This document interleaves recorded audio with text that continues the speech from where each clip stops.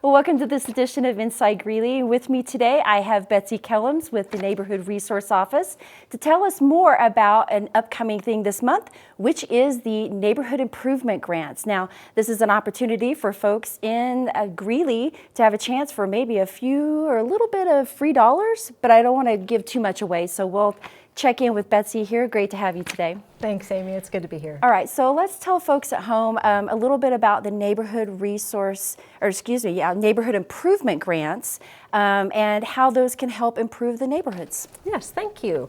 There are two options that neighborhoods can apply for. So we have activity gift cards that are $100 that neighborhoods can apply for block parties, cleanup days, just outdoor events that can be open to the entire neighborhood or a block, for example. And then we also have the improvement grants, which are permanent improvements that neighborhoods can apply for up to $2,500 to do a permanent improvement in their neighborhood that would benefit the whole neighborhood. That also can be for the whole neighborhood, or it could apply to just a block of a neighborhood, but it's something that would be a benefit ultimately to the whole neighborhood.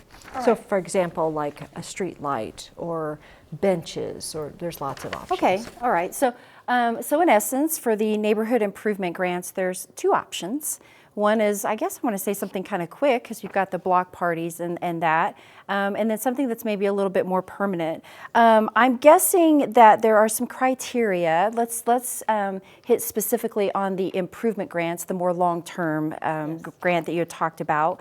What's some of the criteria that folks need to take into consideration before they apply? Sure. So it does need to be an area-wide benefit. Like I said, it could be for an entire large neighborhood, if it's a large neighborhood, or it could be something that benefits a block of a neighborhood. But it needs to be more than just a property. It really needs to benefit an area because this is city funds for a neighborhood.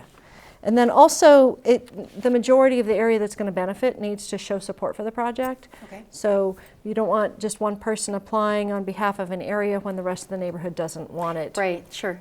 Yeah, yeah. Cannot be used for something that would be something that's the developer obligation.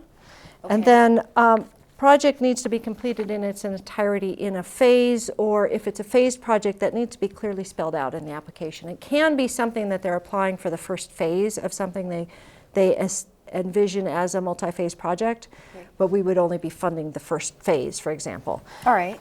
So is there a requirement by, let's say that it's you've got everybody on board. You know, I've talked to all my neighbors and they say, yeah, this is exactly what we would like to do too.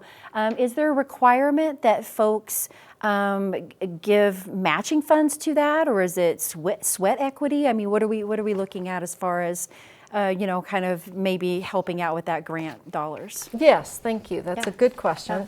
The improvement grants do have a match requirement. It can be a cash match, so if they apply for $2,500, they have to provide $2,500 match for a $5,000 project total. Or it could be sweat equity. It could be contributing to the neighborhood, to this public project in some other way, technical assistance, it could be volunteer labor. Okay. So it doesn't necessarily have to be cash, but it does need to be something that would be about equivalent of a one-to-one match. Right, okay, so and you mentioned the $2,500, that's something I wanted to touch on too. That's the max, so it can be something up to $2,500, do I have that correct? That's correct. All right, so now that we've piqued everyone's attention, so how do we apply? We got about a minute left. How do folks go about applying for either of these grants, but more specifically the Neighborhood Improvement Grant? Yes, so the applications go live on April 1st on the city's website. There's, on the home page, there's a button that says Permits, Projects, and Inspections. Yes, there is. You can click on that, or you can go to the Neighborhood Resource Office website and go to Apply for a Grant. I can't remember what the buttons say, but there's one that's Apply for Neighborhood Improvement Grant and one that says Apply for Gift Card. Okay. And then you click on that and go to e-track it. You have to have an account. It would be a public account because you're not a contractor. Right. And then you just submit for a permit, and you go through the permits module, and then it's either Neighborhood Activity Gift Card or Neighborhood Improvement Grant. And answer the questions, provide documentation requested, like if it's an activity, provide the dates and the information about the activity so we know if it's qualified. For an improvement grant, we like to see pictures, drawings, letters of support, budgets, all those kinds of documentation. All right, so all the deets, all the details and everything. All right, so as we end up here, if folks have questions or they're not sure if their project would qualify, they can reach out to you? Yes, Yeah? that would be the best way to go. Okay, all right. Well, that was a lot of detail, a lot of information there. I know a lot of what questions that people might have are available there on the website.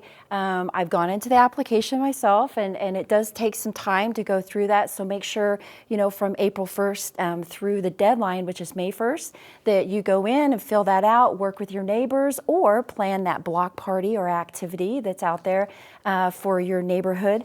And Betsy, thank you so much for being here today. Yes, thank you. All right, and as Betsy mentioned, if you have a project idea or an event, make sure that you reach out to her. You can reach her at 970-350-9780.